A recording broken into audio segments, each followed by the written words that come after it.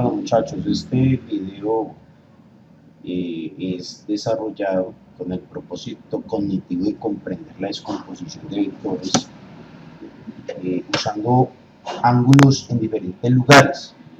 Es decir, muchas veces nos enredamos y creemos que el vector que está sobre la componente X solo se descompone con coseno y y con seno. Vamos a ver de que no necesariamente es así siempre. Vamos a imaginar que tenemos este vector, el cual no se encuentra ni sobre el eje X ni sobre el eje Y. Lo tenemos simplemente aquí. Vamos a trazar aquí el eje X. Trazamos aquí el eje X. Y trazamos por acá el eje Y. Bueno, entonces tenemos que este vector no se encuentra ni sobre X ni se encuentra sobre Y. Lo tenemos en algún lugar, ¿sí?, de nuestro plano cartesiano, pero no está tocando ni a X ni a Y. Pero de pronto sí sabemos este ángulo sí lo debemos conocer, llamémoslo alfa, ¿sí? Y a nuestro vector vamos a darle un nombre, llamémosle vector F. Como podemos observar, estos vectores se pueden proyectar sobre los ejes X y sobre los ejes Y. Puedo hacer una proyección del vector sobre el eje Y. Les voy a tener de tal manera dos vectores nuevos. Un vector que voy a ver aquí en el eje X, es como la proyección de mi vector F, pero en el eje X. Es proyectarlo. Bueno, y de igual manera vamos a tener un vector, pero en el eje Y.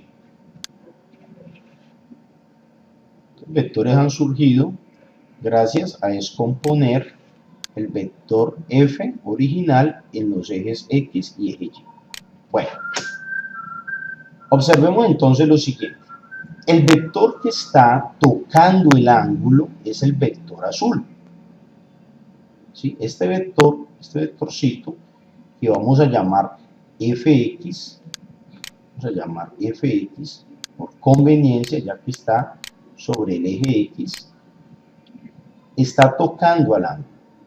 Por lo tanto, observen este vector de acá. Este vector que está sobre el eje Y no está tocando el ángulo.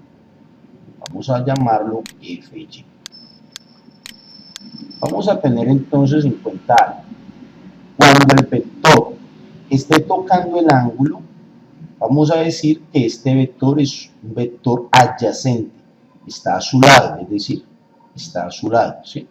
Y cuando el vector no esté tocando el ángulo, vamos a decir que es un vector opuesto porque ustedes saben que este vector se puede trasladar aquí, observe, se puede trasladar perfectamente acá.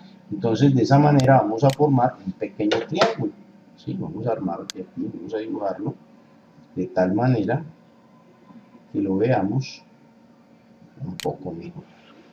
Entonces aquí tenemos el vector Fy de nuevo, de tal manera que observen que formamos un triángulo exactamente, triángulo rectángulo. Este va a ser nuestro vector F. Vamos a poner aquí la letra. Les tengo tres lados. Este lado Fx, este lado Fy y este lado simplemente el lado del vector F. Bueno, entonces estábamos diciendo que cuando nuestro vector esté tocando a alfa, al ángulo, lo vamos a hacer con coseno. Por lo tanto, observen aquí, Fx va a ser igual a multiplicar a nuestro vector F, nuestro vector inicial, por coseno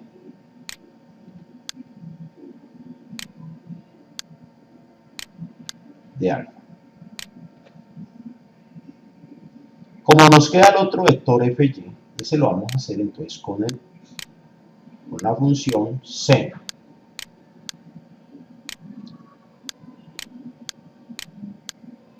F por seno de alfa. Bueno, ahora pensemos un poco qué sucedería si yo tuviera el ángulo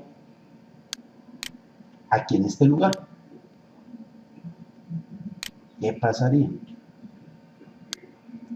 Llamémoslo ángulo beta.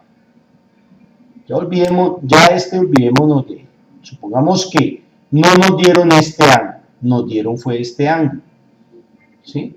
Supongamos que nos dieron este ángulo. Entonces queremos solamente trabajar con este ángulo. Pensemos ahora algo similar. ¿Qué vector está tocando? Está tocando al ángulo beta. ¿El verde o el azul? Observen que es el verde. Como es el verde, entonces, de igual manera, el ángulo verde, ya saben que es FY,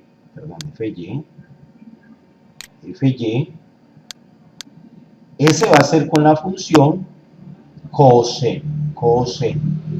¿Por qué coseno? Porque lo está tocando.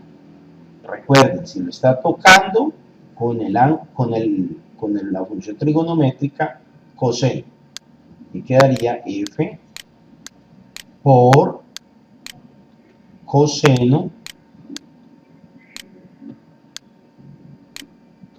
de beta. Y fx, observen,